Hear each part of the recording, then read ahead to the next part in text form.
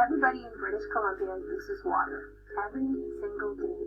We have a lot of fresh water that we can see in lakes, rivers, and streams, but we also have a lot of water hidden underground. It's called groundwater. 25% of global fresh water is estimated to be stored as groundwater. Groundwater is found in crevices and cracks, and in the spaces between tiny particles of rock and soil. Aquifers are underground collections of water that produce useful quantities when tapped by a well. Aquifers are natural filters, trapping particles like bacteria and purifying the groundwater that flows through them.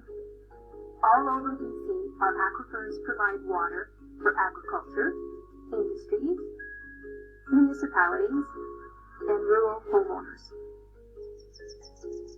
Up to 1 million British Columbians use groundwater every day. It's difficult to measure groundwater because we can't see it, and groundwater is always moving. While we pump out groundwater from an aquifer to use, water from rain, melting snow, and rivers recharges the aquifer every year. It's not an easy resource to measure.